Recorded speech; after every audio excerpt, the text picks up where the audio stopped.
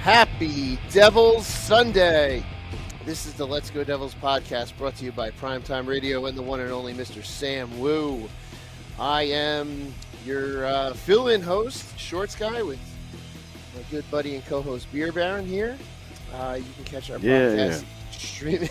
Yeah, all the excitement there. You can catch our podcast streaming live on YouTube, Twitch, X, Facebook. I think we pay extra for one of those, and I can't remember what Sam says because usually I just zone out until it's time for us to start talking. Hello to everyone listening and watching live tonight, 9 o'clock, a little after 9 on a Sunday night. Beer Baron, I know you have the opening monologue that we were talking about last night at the game, which you look like you have something you have to get off your chest. I mean, I have a lot to get off my chest, but what I really wanted, there's a few things right off the bat is I want to talk about this Taylor ham, egg, and cheese sandwich that they have at the Rock. So I went into the Rock. Before you, okay, go ahead. Before you go, I'm going to preface this with Beer Baron and I were at the game last night. We decided to try some of the locally inspired foodstuffs. I got the disco fries, and Beer Baron chose the breakfast staple, Taylor ham, egg, and cheese. So, Beer Baron, your experience and your rating. Worst experience of my entire life. I've eaten piles of trash on a bet before.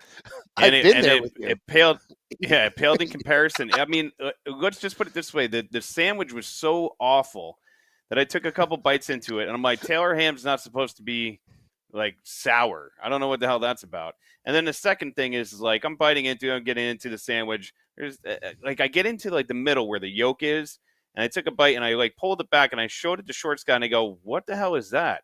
It was like these two gelatinous blobs that were in the middle of the sandwich that were like a yellowish greenish color. And if your question is, did you finish the sandwich? I'm not a quitter, folks. Of course I finished the sandwich.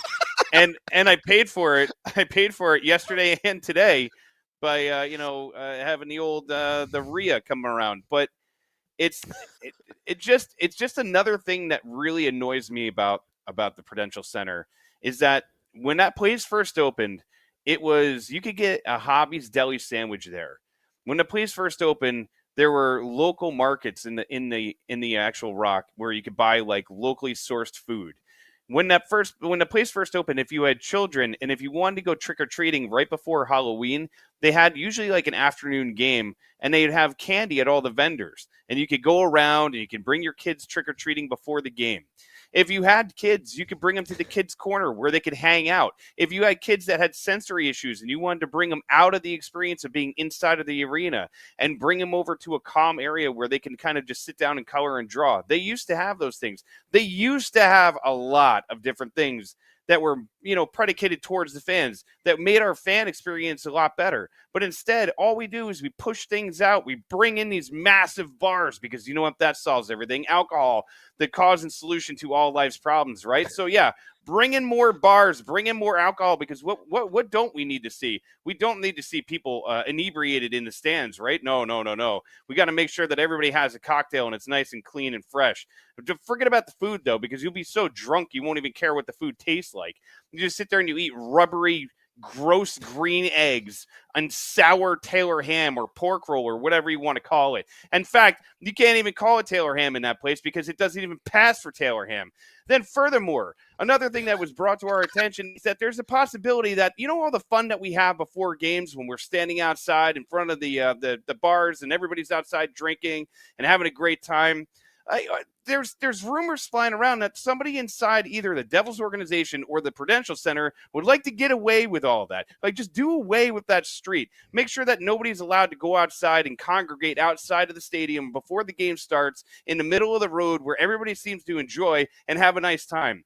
The thought process that goes on in some of the people's heads that run this team is mind-numbing, is absolutely mind-numbing. And I'm going to tell you one thing. They have no idea what the fans actually want. They have no idea what the fans actually want. Even when you're throwing T-shirts into the crowd, this might sound stupid to some people, but here's the thing.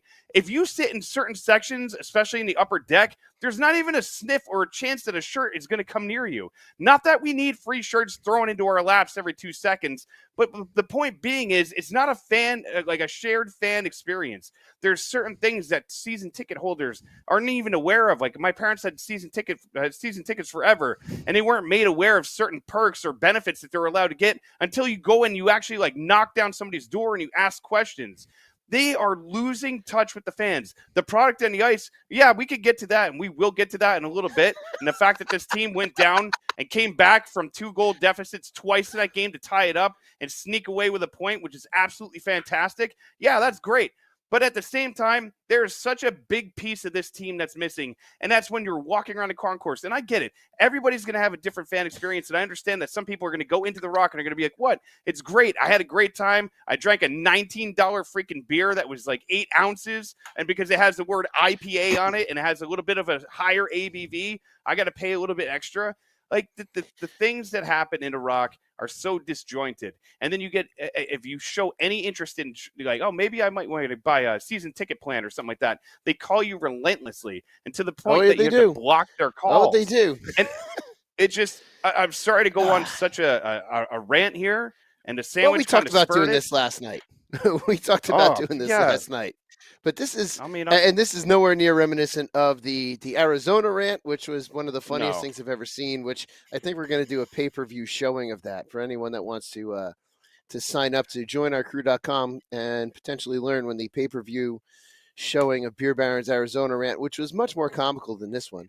Now that we've gotten through the food, last night's game was a little rough. We had a good time pregame though. Got to say that we had a really good time pregame.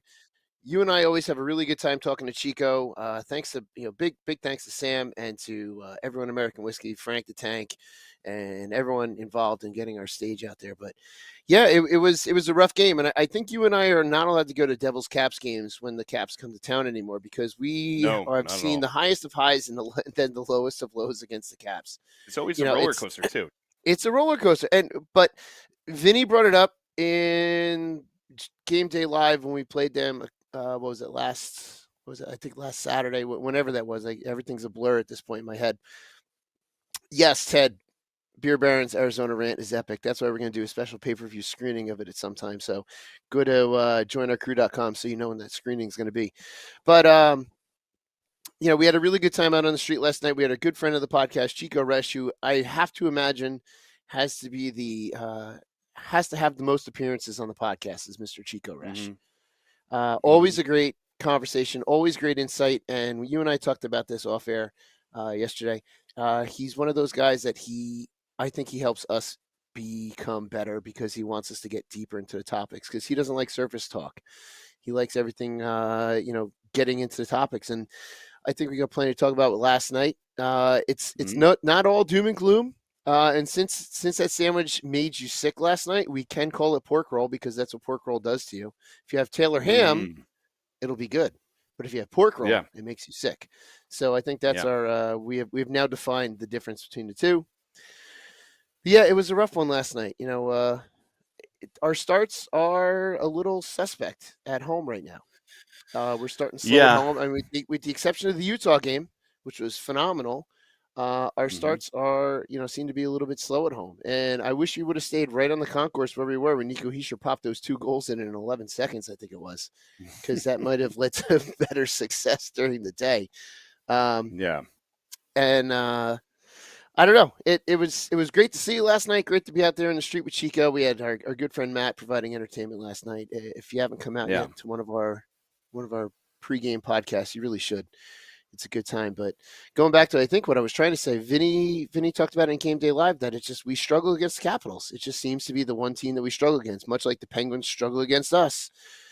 We tend to struggle against the Capitals, and that game that we played in Washington was not an exact replica of the one we saw last night, but we struggled in that game, just like we did last night. Yeah, and it started out great. Hollis scoring that goal, you know, and a great shot. I mean, a really weird angle, but a good shot. But Hollis scores, and it felt like, you know, the building was rocking, everything was going in the right direction. It's packed, and too. Then last night was and packed. then it was packed, yeah. And then shortly after he scores, you know, the Caps tied up, and that's the thing too, is that hurt, because it was like all the air got sucked out of the building, because whether the Devils want to admit it or not, and you could have different coaches, different systems, and different players, and, you know, different goaltenders, is we all have the scars of the past, and those scars seem to kind of, you know, come to the surface when certain things happen, and especially when this team kind of finds themselves in a position where it feels reminiscent of last year. It's the same old, right? We score first, we give up a goal really quickly, and then it just unraveled after that. There was, you know, a lucky bounce on the Ovechkin goal. There was the, you know, the lack. I think Lazar kind of left somebody open for an easy rebound. The lack of coverage for an easy tap in, and it might have not even been Lazar's man, but Lazar was the closest one that we saw to the person that put in the goal. And they go down 3-1, and they go into the second period, and it was just like, oh God, like, here we go. This team. I boldly made a prediction that the Devils were going to win 8-3, and the whole time I'm like, oh my God, because every time because the last prediction I made was 4-2, and then the Devils end up losing 4-2, and it feels like every time I make a prediction, such a hard time about that. And every time I make a prediction, score wise, it always ends up going to reverse. And now I'm going to try to say, like, 4-2 Caps, and everybody will hate me, but you'll see. But yeah, dude, like, but then Nico Hischier, like you said, he scores those two quick goals within 8 to 10 seconds apart from each other, ties it up 3-3. Everybody's feeling good. There was a lot of missed opportunities. When the game was 1-1, Palat missed on a breakaway. There was a couple opportunities, power play opportunity. Yeah. Oh, yeah. And, you know, we go down 5-3. They find a way to fight back. You know, they get a beautiful goal from Dawson Mercer, and then they get and Dougie with the big clapper. Good to see Dougie scoring a goal. On the score sheet. And that's one of the reasons why Sam Wu is not here tonight, because he blew out his voice with a football call from Mr. Dougie Hamilton last night. Plus, he got to witness the Giants being demolished by the Eagles today, which is not fun. No, let's not talk about that. It's not been it's not been a good 24 hours for you. We'll put it that way. Yeah. I will say, as a Yankee fan, it is good, because I listened to Juan Soto last night, hit that 3-run homer. It was pretty sweet. And I know, I know we're going to be a little bit shorter today, because the Mets are playing right now. So I know we are going to be cutting it a little bit shorter tonight, so that our friends that are the Mets fans can go and watch the game, myself included. But a lot of people are asking about Seamus Casey, and I don't know if you saw the story, but it seems like Coach was saying, you know, that the schedule started catching up to him, and he was starting to make some pretty glaring mistakes, and it's time for the kid to take a step back and, you know, cool off for a little bit. You know, even though he's got those goals under his belt, you got to remember he feels good. He looks good out there, but he's still brand new. He's still a rookie. So he is, and I'm hoping that's what, you know, is truly the case, because, you know, per our conversation with Chico Resch last night, you know, sometimes they'll tell you what you want to hear. You know, there could be something more to it, but just looking at the stats from last night for all of our defensemen, we had Siegenthaler with most time on ice at 26-17, followed by Dylan at 25-24, and I won't go down the rest. However, you get down to Mr. Seamus Casey, 7 minutes and 35 seconds and only 10 shifts. That's not a lot. It's not a lot. So there's definitely something that they don't like with his game. And apparently, according to that quote that you shared with us, he was supposed to go out next in the overtime before we saw, you know, Tom Wilson streak off the bench and throw a glove side on Markstrom, which we can talk about that glaring hole later on. But that almost seems like a very easy something to say, like, oh yeah, he was due up next in overtime, but we got scored on and the game ended. So it almost seems like a bit of a cop out in a sense, and whether he was due to come out, I don't know, because it seemed like we saw the same two lines the entire overtime. So I don't know, but yeah, his ice time is dramatically less than everyone else's. And there's definitely something that they don't like to see. It could be that the adrenaline of his first chances at the NHL have worn off, which was going to happen. But or people have more tape on him. That too. They could, they could, and he's going to have to adjust his game if that's the case. If they're starting to be able to do it, but that's a pretty dramatic drop in ice time. You have Nemec that had just about 18 minutes, so you're talking about like a 9.5 minute difference between the two of them, and double the shifts as well. Yeah, and I feel like there's a like you said, there's a reason. They see something in his game. I wonder if he was out there, and if he was out there for any of those goals against, how many of them can you see that? He was. No, it doesn't show his. It doesn't show what he was. Wait, no, it goes. He was even, so he wasn't. He wasn't a plus. No, he could have been. He could have been. Yeah, he could have been on, or he could have been on for one and off for, or on for both, like a scoring and a score against, and it kind of evens it out. But yeah, listen, it as good as he's been, and as great as as glowingly as we've talked about him, he's still a rookie. He's still going to go through those growing pains for sure. And you just hope that you see Pesce and Luke are both in full practice jerseys, so that's kind of a reassuring sight to see. And hopefully that means that they're right around the corner, especially Pesce. Like, I would love to have Luke back for many reasons, but yeah, having Pesce back before Luke, I think, would be better. Yeah, I would like it more so for my fantasy team, so I can pull him off of the IR. I'd like to have him in my lineup, and I'd also like to have a couple of my goalies off the IR, but it is what it is. But yeah, seeing Pesce come back would be nice, and maybe now we have our answer of who's the first to sit, and it may be Seamus Casey who's the first to sit, unless this is a great teaching moment for Casey in order to, if his ice time is dramatically less, and now it's his chance to respond, and he has to choose how he's going to respond to it. So we'll see what happens on Tuesday against the Lightning when the Devils take the ice again. If he's in the lineup, does he go out there and does he right the wrongs, and does he get more ice time, or maybe he's in the press box just kind of watching. So we'll find out come Tuesday. I guess really technically Tuesday morning once they have their pregame skate, and we'll see where he's skating on that. We'll see where he lines up on the notepad that we all look forward to seeing by about midday. So we'll see. It's but he's a young kid. That's what we got to remember. Like he blew our socks off in the first couple games, those goals. But he's a young kid. He's going to learn. Defensemen, we've talked about this over and over and over again in the last 2 years. Defensemen take longer to develop. I'm hoping maybe he doesn't take as long as some, but we're going to find out. We're definitely going to find out. Yeah.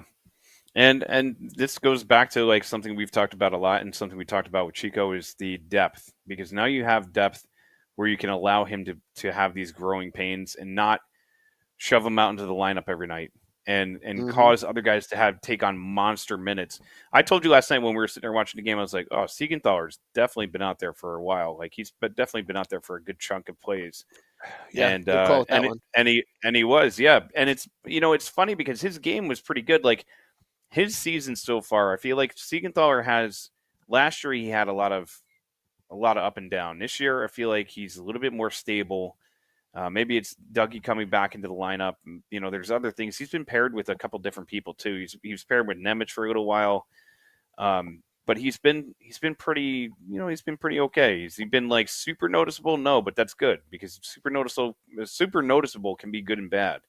But then we got to talk about it, Marky. What is going on with that glove of yours? Before we get into that, just want to look at a couple of the comments here in the chat. We've got Peter's watching us from the Connecticut State Fire Academy. So Thank you, Peter. Be safe up there. Yeah, thank you. Definitely. Yeah, definitely. Let's see what else we got here. I think Stephen Engel thinks that Luke isn't playing for a couple weeks. I don't know if that's including Brett Pesce as well. Corbin is saying Luke needs to take a big step this year, which is true. I'm pretty positive. Brooke Amanda is just anti Hughes from her comment there for sure. And her daughter wants to know if I am famous only in my own mind and amongst some of my friends. Am I famous? So yeah, we have to talk about that. This is something that I noticed early on in the preseason. I didn't really mention it, but I was watching it because it was preseason. I didn't. His glove side seems to be a hole. It seems to be something he's got to work on. This is just from what I've seen in the last in the couple games that I've been able to watch. But he seems to get beat glove side on pretty regularly. It was at least twice last night, maybe three. I think the final goal was glove side too. I can't really remember how we had a pretty crappy angle, and I didn't get a chance to watch the replay of how that went in last night, but it seems to be a weakness of his. And I don't know much about if this was a weakness prior to coming to New Jersey, but it's something he's going to have to work on. And let's face it, they're human beings, and they all have stuff they have to work on. Sometimes, at least playing goals, sometimes something doesn't work for a little while. You let in 5-hole goals for a little bit. You just have to work on it. Sometimes your glove gets a little bit slow and you just have to work on it. It's just one of those things. It just seems to be a common hole that teams are starting to hit. So my hope is that we have to. My hope is that he works on that and he shores up that 5-hole, or not 5-hole, but that glove. And he gets that figured out sooner rather than later, because we need him to really backstop this team to some wins. And Supernova, no bueno for the Mets is right. This is not a good scoreline, but the Mets are the comeback kids of this season, so we'll see. We will see. Anyway, Beer Baron, thoughts? I agree with you. Like, hopefully it's something that he can work out, and I trust in Markstrom. We talked about it last night at the game. He moves a lot. Like, and I never realized how active he is in the net. But I mean, he's kind of all over the place at points, and his rebound control this year is that's another thing. Like I never really watched him that much in Calgary. Like, we knew like the baseline stats, but this is the thing. Like, when you're looking at something from afar, sometimes it can seem really good. And I'm not saying that Markstrom is bad, or I'm not saying that he's going to be bad, or he's going to have a terrible season. I'm not saying any of that stuff. What I'm saying is, like, you look from afar and it's like, yeah, this guy's amazing. This guy's amazing. And then when you get it up close, you're like, oh, I can see the scratches and the dents. Like, I can see the things that are going on. There's a lot of things that are going into this, right? He's got a new defensive core in front of him. He's got a whole new team in front of him, to be honest. Yep. Got a brand new, coaching system. And even small things like it's a brand new arena that he's going to be playing in and night out. And there's certain things that, like, you have to get accustomed to, like how the puck bounces off the walls, like, how does the puck, these little things that people don't really think about. So do I think he'll get it together? Yeah. I mean, it's early enough in the season, and I'm just curious if he has another game where he goes out there and he lets up like 3-4 goals, if they're going to let Jake Allen take the reins for a little bit. Well, probably and that's not. But you see, that's the thing. That's the luxury we have right now, is that if Markstrom needs some time off, Jake Allen can go in net. It's not like we're throwing in a rookie like a Dawes or an Akira in there in order to hope that they do well. Jake Allen has proved that he can play and he can win. He's already got a win this year. He's already got a shutout this year. And Markstrom was a less than a minute, whatever it was, a minute 20 or whatever away from a shutout against Ottawa. And we have that luxury that if Markstrom has to take a seat for a game or two, that Jake Allen can go in and do it. But then again, like you said, that he's learning a whole new defensive core, and John Sumner says he blames the defense. It's it's a team game, so there are mistakes that are made. It's one of those things where There were definitely some missed plays last night defensively, missed coverages, but it is what it is, and we have to move on from it. And we just hope that they're going to shore this up as we go along. What I do like, though, despite the loss, is that they fought back twice, which is a good thing that we can do. We just didn't get the that extra point. We just got the one, but we got to move on from last night and move on to this week. But one of the things too in that quote that you sent, they had what six games in 10 days, along with the travel to Europe. And I believe that the stat was that teams coming back from Europe were 0-9. So the fact that we lost our home opener isn't shocking with that stat. Yeah, it's got to be an adjustment coming back from Europe. And I don't want to make excuses for the team, but at the same time, that's a lot going on in a short span.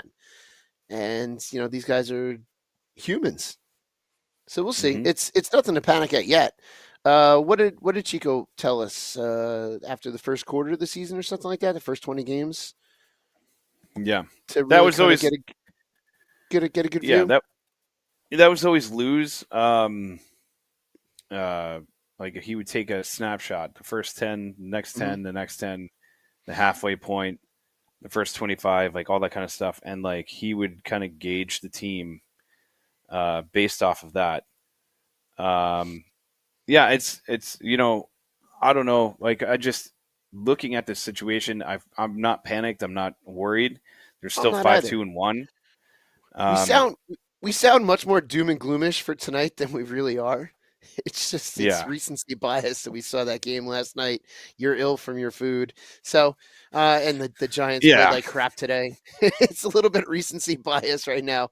The moods are not in a great spot right now, but it's you're right. It's nothing to panic over.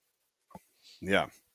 Yeah, agreed. And you know what, to be honest too, like this, let's get through the first like 15, 20 games before we start calling Jack, a bust again. There's a lot of people that are like freaking out. Like, oh, I see that, you can give a fourth liner a bunch of crap, but Jack Hughes is untouchable, even though it's like, yeah, no, Jack Hughes is not untouchable. Like Jack has been playing like he's come off an injury. I mean, you look at it and play like, yeah, he's feeling more confident in certain ways, but he loses the puck and in certain areas he's not really battling for pucks as hard as he probably should or could be. But it also might be he's probably a little gun shy. He still might be trying to feel his way back into getting back into form. Like there's a shoulder surgery is not something that like, hey, this feels great again, I can go do everything I wanted to do. Like you still get stiff, you'll still get sore. Like it's not like it's an automatic like back to the way things used to be. And hopefully, like, yeah, he'll get back into form. But guess what? Like we said with Chico, you still have secondary scoring. Nico Hischier's been having quite the season so far to start this year. Last night was his great. Yeah, probably the best of the season. Oh yeah, and not just from scoring goals, but I mean he was just all over the ice. And Timo Meier picking up 4 points last night. I mean, the guys are contributing, and Jack will get there. He'll be fine. But until then, you just got to be patient with him. You got to be patient. Like Bratter was also. Don't forget, Brat was sick last night too. So you have guys, playing when they're not 100%. It's going to show. So yeah, I don't know. And Tom just brought something up in the chat that I was going to talk about. Trust after an injury is harder than mentally harder than physical, and that's true. I mean, I've not obviously played at the NHL level, but I've come back from injuries before. And when you come back from an injury, it's always in the back of your mind. You feel great, you feel strong, you're out there, but in the back of your mind, you're like, am I gonna do, like, all those kind of questions kind of come into your head, and it's tough to battle back, and it's tough to play regular, like you're used to, like you want to, because there is that worry. It's just a matter of getting over that mental hump along with that physical hump. And it's what he's going to have to do. I mean, that's part of his battle for this season, is to, get over that mental hump of the injury and then move forward with it, which I know he will eventually do. We just got to be patient with him. And I think, although he's putting pressure on himself to score. There's scoring coming from other places, but that's not going to last forever. So there's a time limit on this little bit of a pressure release on Jack Hughes. There's going to be a time limit because Paul Cotter is going to go through a dry spell. Nico's going to go through a dry spell. It's gonna happen, and we just hope that it doesn't all happen at once. We hope the dry spells are staggered.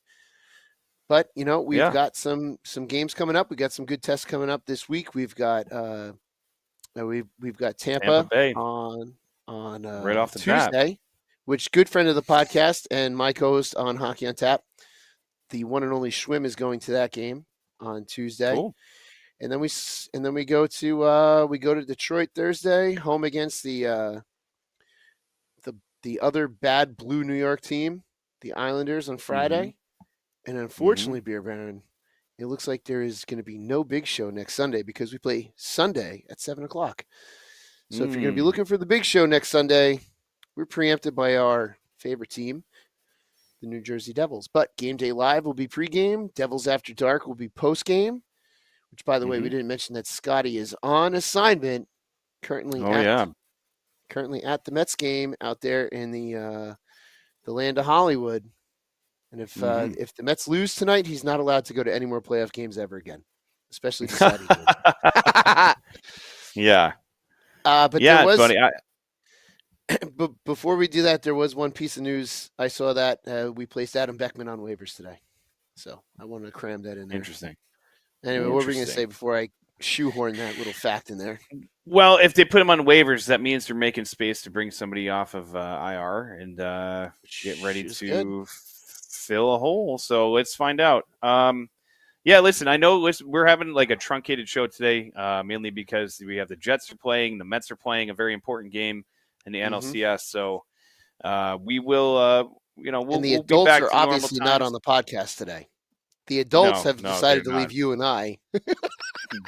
Well, listen, I already had my 2-run dinger.